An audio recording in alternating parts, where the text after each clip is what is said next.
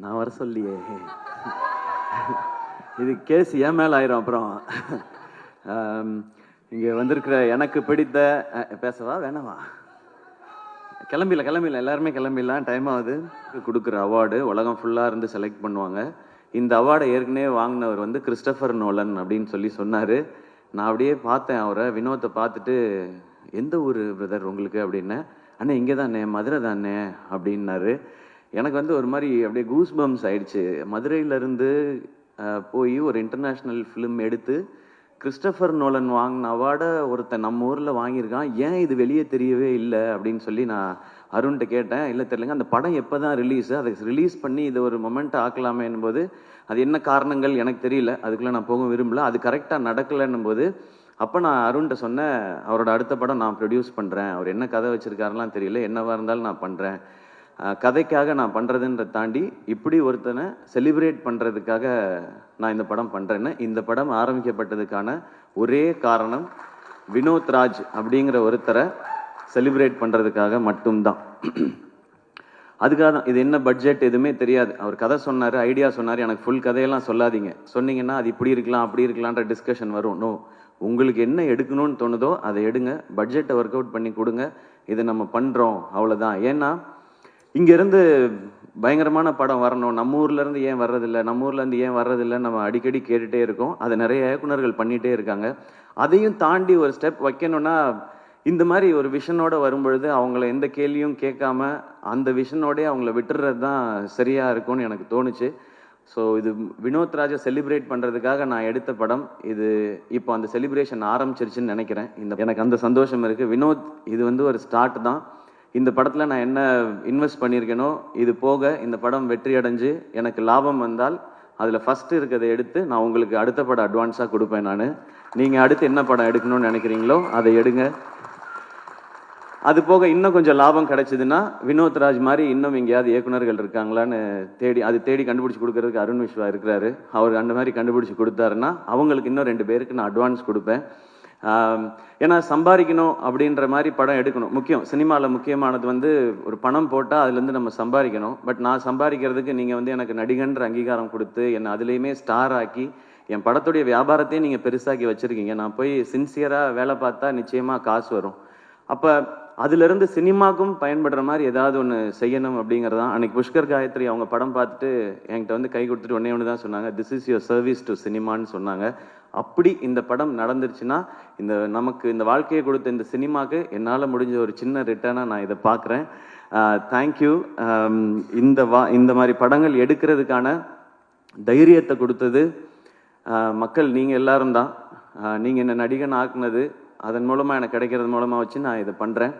And நான் சினிமாவுக்கு வந்தது வந்து நிறைய கமர்ஷியல் சினிமாஸ் பார்த்து. நான் நடிக்கிற படங்கள் எப்போவுமே அப்படி தான் இருக்கும், அது வசூல் இருக்கணும்னு நினைப்பேன். ஏன்னா இப்போ வந்து என்னுடைய படங்களில் வந்து இன்வெஸ்ட்மெண்ட் பெருசாகிடுச்சு. அப்போ அது ரிட்டன் ப்ரொடியூசர் எடுக்கணும், வெகுஜன மக்களுக்கு போய் சேரணும், எல்லாருக்கும் பிடிக்கணுன்றதான் என்னுடைய. நான் நடிக்கிற படங்கள் அது கமர்ஷியலாக சக்ஸஸ் ஆகும்போது நான் மனசுக்குள்ளே நினச்சிக்கிறது, இதுக்கு முன்னாடி நான் பார்த்த ஹீரோஸ், நான் எனக்கு பிடிச்ச ஹீரோஸ், அவங்களுடைய படங்கள் அதெல்லாம் பார்த்து தான் நம்ம நடிக்க வந்தோம், அவங்களுக்கான ட்ரிபியூட்.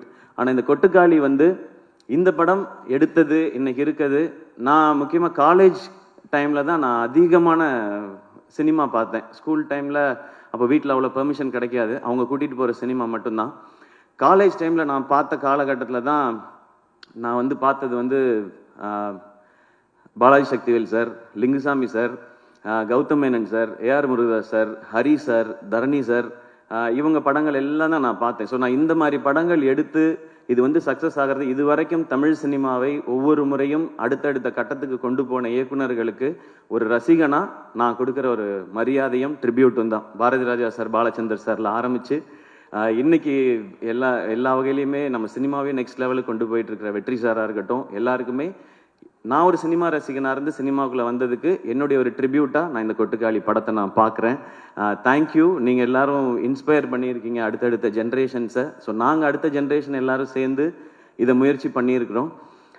வினோத் எனக்கு ரொம்ப பிடிச்சது வந்து இந்த படத்தில் வந்து மியூசிக் டைரக்டர் கிடையாதுன்னு சொன்னார். எனக்கு ஒரு செகண்ட் எப்படி அது அப்படின்னு யோசிச்சேன் நான். இல்லை, அவர் என்ன சொன்னார்னா, மியூசிக் எதுவுமே இல்லாமல் இதுதான் இந்த கதை, இந்த கேரக்டர்ஸ் இதுதான் பயணிக்குதுன்னு எனக்கு சொல்லணும். ஆடியன்ஸ் அவங்களோட ட்ராவல் பண்ணி அவங்க என்ன உணர்றாங்களோ அதை, கேரக்டர்ஸ் என்ன உணர்றாங்களோ அதை ஆடியன்ஸ் உணரணுன்றது தான் என்னுடைய முயற்சினை, அதை தான் பண்ண போகிறேன்னு சொன்னார். ஸோ இந்த படம் அப்படி தான் இருக்கும். அந்த ஒரு மைண்ட் செட்டோட மட்டும் வாங்க, இது நிச்சயமாக ஒரு புது அனுபவத்தை உங்களுக்கு கொடுக்கும் அப்படின்ற நம்பிக்கை எங்களுக்கு இருக்குது. இந்த மாதிரி படம் இனி ஃபியூச்சரில் நிறையா வரும்ன்ற நம்பிக்கையும் இருக்குது. இன்றைக்கி தமிழ் சினிமா, நம்மளுடைய மீடியாவும் சரி, ரசிகர்களும் சரி, புது அட்டெம்ப்ட் இல்லை ரொம்ப சின்சியராகவோ இல்லை ரொம்ப ஜெனுவினாவோ ஏதோ ஒன்று இருந்தால் அதை நீங்கள் எப்போவுமே சப்போர்ட் பண்ணியிருக்கீங்க. இந்த படம் தேட்டரில் ஓடி உங்களுக்கெல்லாம் பிடிச்சி என்ன வசூல் பண்ணாலும் சந்தோஷம்தான். ஏன் அப்படின்னா இந்த படம் பார்க்குறதுக்கு எத்தனை பேர் தேட்டருக்குள்ளே வராங்களோ அவங்களுக்கு ஒரு புது அனுபவத்தை இந்த டீம் வந்து நாங்கள் கொடுக்கணும்னு நினைக்கிறோம். இனி இந்த மாதிரியான படங்கள் பார்க்குறவங்களுக்கு இது ஒரு ஃபஸ்ட்டு ஸ்டெப்பாக இருக்கும் அப்படிங்கிறது எங்களுடைய நம்பிக்கை. நான் பெரிய சினிமாவே மாற்ற போகிற ஆட்கள்லாம் கிடையாது. ஆனால் சினிமாவே மாற்ற போகிறதுக்கான அந்த ஆள் வந்து வினோத்ராஜ்னு நான் நம்புகிறேன். அவரால் அது முடியும்னு நம்புகிறேன். அதுக்கு நாங்கள்லாம் எப்படி சும்மா சப்போர்ட்டாக இருப்போம். அண்ட் அனபென், உங்களோட ஹெலன் பார்த்துருக்கேன், கப்பல்லா இதெல்லாம் பார்த்துருக்கோம். உங்களோட பெர்ஃபார்மன்ஸ் எப்படின்றது தெரியும். இதில் அதை தாண்டி வேற ஒரு பெர்ஃபார்மன்ஸ் நீங்கள் கொடுக்க வேண்டி இருந்தது. அதை ரொம்ப எக்ஸ்ட்ராடினரியாக கொடுத்துருக்காங்க. அவங்க பேர் சொல்லும்போது எனக்கு எக்ஸைட்டிங்காக இருந்தது. இந்த மாதிரி கதைக்கு இவங்கள மாதிரி ஒருத்தர் தான் கரெக்டுன்னு. Thank you for your support and amazing performance. இந்த படத்தில் நடித்த எல்லாருமே அவ்வளோ சூப்பராக பண்ணியிருந்தாங்க. நான் எல்லாரையும் அந்த ப்ரிவ்யூ ஷோவில் பார்க்கும்போது அவங்க எல்லாத்தையும் தனித்தனியாக பேசினேன். அவங்கள பார்க்கும்போது நமக்கு ஏற்கனவே ரொம்ப பழக்கப்பட்டவங்களா தெரிஞ்சாங்க. உங்களோட ஏற்கனவே நான் பழகியிருக்கேனே அப்படின்ற மாதிரி இந்த படம் பார்க்கும்போது. அண்ட் சினிமாட்டோகிராஃபர் பிரதர், இது ரொம்ப டஃப் டு ஷூட். ஏன்னா அவங்க எப்படி பண்ணாங்கன்னா 1 மாதம் ஃபுல்லாக ரிஹர்சல் பண்ணாங்க. அதுக்கப்புறம் தான் படம் ஷூட்டிங் பண்ணாங்க. ஸோ எங்கே ஷூட்டிங் நடக்குதோ அங்கேயே ரிஹர்சலும் பண்ணி அப்படி தான் ஷூட் பண்ணாங்க. அண்ட் சிங் சவுண்டு அங்கேயே பேசி, இது நாங்கள் சில இதெல்லாம் நிறையா, நானும் சூரியனுமே நிறையா பண்ணியிருக்கோம். டப்பிங்கில் கரெக்ட் பண்ணுறது அப்படின்னு சொல்லி, இங்கே விட்டோம்ப்பா டப்பிங்கில் பார்த்துக்கலாம்ப்பா அப்படின்னு இப்போ நிறையா அப்படி தான் போகுது. பட் அப்படி பண்ண முடியாது இந்த படம். ஸோ ரொம்ப மெட்டிகுலஸாக வேலை பார்க்கணும். ஒரு ஃபஸ்ட்டு ஷாட் ஒன்று இருக்குது படத்தோட ஆரம்பத்தில். அதை எடுத்தது எப்படின்றத நம்ம ஃபஸ்ட்டு தோணலை. அதுக்கப்புறம் நான் கேட்டேன். ஏன்னா ஒரு பெரிய இடத்த கிராஸ் பண்ணி நடந்து போகணும். அப்போ அவங்க சொல்லுவாங்க, ஒரு வீட்டில் யாராவது பாட்டு போட்டு விட்ருவாங்க, இல்லை யாராவது கதவை திறந்து வந்து வெளியே நின்று பழு விளக்கிட்டு இருப்பாங்க அப்படின்னு. சார் உள்ளே போங்க சார், உள்ளே போங்க சார், அந்த டைமுக்குள்ளே ஷூட் பண்ணுன்னு சொல்லி ஒரு வில்லேஜையே ஒட்டுமொத்தமாக கண்ட்ரோல் எடுத்து வினோத் வந்து அந்த மாதிரி ஷூட் பண்ணியிருக்காங்க. ஸோ சவுண்ட் டிசைனர்ஸ் எல்லாருக்கும், அழகி குத்தன், ராகவ் பிரதர், சுரேன், அவங்க தான் இந்த மியூசிக் டைரக்டர் இல்லை அப்படின்றத தாண்டி. ஆனால் இந்த படத்துக்கு தேவையான மொத்தத்தையும் அந்த லைஃப்பை வந்து கிரியேட் பண்ண வேண்டியது அவங்க கையில் தான் இருந்துச்சு. அவங்களுக்கும் என்னுடைய தேங்க்ஸ் அண்ட் வாழ்த்துக்கள். அண்ட் கணேஷ் சிவா எடிட்டர், அவர் என் ஃப்ரெண்ட் நவநீதனோட தம்பி அவர். ஸோ இன்னும் கொஞ்சம் பர்சனல் தான் அவரோட ஒர்க் சொல்கிறாங்க. ட்ரெய்லர் ரொம்ப ரொம்ப நல்லா இருந்தது. அகைன் மியூசிக்கே இல்லாமல், நிறையா டைலாக்ஸும் இல்லாமல் ஒரு ட்ரெய்லரை கட் பண்ணணும் அப்படின்னும் போது அதுவும் இன்னும் சேலஞ்ச். படம் பண்ணுறதை விட சேலஞ்ச். ஏன்னா படத்தையாவது செட் பண்ணலாம், மூடை இப்படி ஆரம்பிக்கும். ட்ரெய்லர் அப்படி பண்ண முடியாது, டைம் எடுத்துக்க முடியாது. அதுக்குள்ளே ஒரு ஃபென்டாஸ்டிக் ட்ரெய்லர் கொடுத்துருக்காங்க. அண்ட் அசிஸ்டன்ட் டைரக்டர்ஸ் எல்லாருக்கும் என்னுடைய வாழ்த்துக்கள். ஃபைனலாக சூரியனை வந்து ஒரு காமெடியன் டு ஹீரோ அப்படின்றதெல்லாம் தாண்டி எப்போவுமே அவர் எனக்கு தெரிஞ்ச வகையில் அவர் ஒரு சூப்பர்வான ஆக்டர். அவரால் ஏன் இந்த மாதிரி கதைகளை வந்து ரொம்ப சிறப்பாக பண்ண முடியுதுன்னா அவருடைய லைஃப் எக்ஸ்பீரியன்ஸ் அந்த மாதிரி. அவர் வந்து மேபி என்ன மாதிரிலாம் காலேஜில் போய் டயத்தை வேஸ்ட் பண்ணாமல் வாழ்க்கைக்கு எது தேவையோ அதை வாழ்க்கைக்குள்ளேருந்தே எடுத்துக்கிட்டு வந்துட்டாருன்னு நினைக்கிறேன். அவருக்கு அவ்வளோ லைஃப் இருக்குது. அவரை நீங்கள் பார்க்கும்போது ரொம்ப காமெடியான ஒருத்தராக தான் எல்லாருக்குமே தெரியும். ரொம்ப இன்னசென்ட்டுன்னு தான் தெரியும். பார்க்க தான் மாணிக்கம், ஆனால் அவர் அப்படி கிடையாது. ஊரில் அவர் பயங்கரமான ஒரு ஆள். அவருடைய கதைகள் கேட்டால் அதுக்குள்ளே எல்லாமே இருக்குது. அவர் வாழ்ந்த வாழ்க்கைக்குள்ளே அவ்வளோ இருக்குது. அது மனசுக்குள்ளேருந்து அவர் வெளிப்படுத்தும் போது இந்த மாதிரியான பெர்ஃபார்மன்ஸ் வருதுன்னு நான் நம்புகிறேன். விடுதலை அவருக்கு ஒரு பெரிய டைமென்ஷன். அதை வந்து வெற்றி சார் வந்து கொடுத்தாங்க. அப்போ அந்த விடுதலை நடந்துட்டு இருக்கும்போதே இந்த கொட்டுக்காளி அந்த படம் பண்ணாங்க. நான் கொட்டுக்காளி ரஷஸ் பார்த்துட்டு சொன்னேன், அண்ணா விடுதலை படத்தில் வெற்றி சார் வந்து உங்களை பயங்கரமாக ஒர்க் வாங்கியிருப்பாங்கன்னு. அவங்க வந்து யாருனாலுமே பயங்கரமாக நடிக்க வச்சுருவாங்க. பட் எனக்கு என்னமோ தோணுது, கொட்டுக்காளி படம் அதை விட 1 மார்க் எக்ஸ்ட்ரா வாங்கிடும்னு நினைக்கிறேண்ணே உங்களோட ஆக்டரா அப்படின்னு சொல்லி. எனக்கு அதுதான் ஃபஸ்ட்டு ரஷஸ். அப்போ நான் விடுதலை பார்க்கல. நான் விடுதலை பார்க்காமலே எனக்கு தோணுனது தான். ஏன் அப்படின்னா மேபி அது இன்னும் நெருக்கமாக அவரை நமக்கு காட்டினதுனால. அண்ட் இதில் ஒரு சின்ன ஒரு ஷேடு இருக்குது. அது இது வரைக்கும் நம்ம சூரியன்கிட்ட பார்க்காத ஷேடு. அதனால எனக்கு அது தோணிகிட்டே இருந்துச்சு. அண்ட் கருடன் அது வந்து கருடன் இந்த பிளான்ல இருக்குன்னே எனக்கு தெரியாது. வந்து ஒரு பெரிய கமர்ஷியல் சக்ஸஸ் கொடுத்தேன். இந்த வருஷம் சக்ஸஸ்ஃபுல்லாக ஓடின படங்களில் முக்கியமான இடத்துல கருடன் இருக்குது. ஒரு 3-4 ஃபிலிம்ஸ் தான் இருக்குன்னு நினைக்கிறேன், ஒரு ப்ராப்பர் பிளாக் பஸ்டர் ஃபிலிம்னு. அதில் கருடன் இருக்குது. ஸோ கமர்ஷியல் சக்ஸஸும் கொடுத்துட்டாரு. நான் கம்பேர் பண்ணுறேன்னு நினைக்க வேணாம். எனக்கு வந்து நான் காலேஜ் படிக்கும்போது ஞாபகம் இருக்குது, விக்ரம் சாருக்கு வந்து தூள், சாமி, பிதாமகன் ஒரே வருஷத்தில் வந்துச்சு சார். விக்ரம் சார், நான் கம்பேர் பண்ணி சொல்ல சார், அந்த இயர் உங்களுக்கு எப்படி ஸ்பெஷலாக இருந்ததோ அந்த மாதிரி ஒரு ஸ்பெஷல் இயர் சூரியனனுக்கு இந்த வருஷம். விடுதலை, கருடன் அண்ட் இந்த கொட்டுக்காளி, இதில் சூரியனனுக்கு நேஷனல் அவார்டு கிடச்சிச்சின்னா என்னை விட அதிகமாக சந்தோஷப்படுறவங்க யாரும் இருக்க மாட்டாங்க. நான் கிடைக்கும்னு நம்புகிறேன். அப்படி இந்த படத்தில் ஏதாவது லைட்டாக முன்ன பின்ன ஆனாலும் வெற்றி சார் இருக்காரு, அவர் வாங்கி கொடுத்துருவாருன்ற நம்பிக்கை எனக்கு இருக்கு. ஸோ அது கிடைக்கணும். அண்ட் எனக்கு இன்னும் ஆசை, இன்னும் மிஷ்கின் சாரோட படத்தில் ஒர்க் பண்ணணும் சூரியன் அடுத்து. சார் நீங்கள் வந்து சூப்பர் சார், தேங்க்யூ சார். அதே மாதிரி பாலாஜி சக்திவேல் சாரோட படத்தில் ஒர்க் பண்ணணும். ஏன்னா அவர் உண்மையிலேயே ரொம்ப ரொம்ப திறமையான நடிகர்.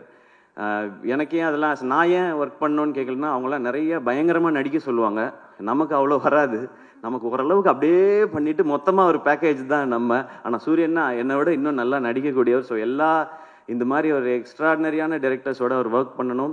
இன்னும் நிறைய விருதுகள் வாங்கணும். இன்னும் நிறையா மக்கள்கிட்ட போய் இன்னும் பெரிய பெரிய ஹீரோவாக ரீச் ஆகிட்டே இருக்கணும்.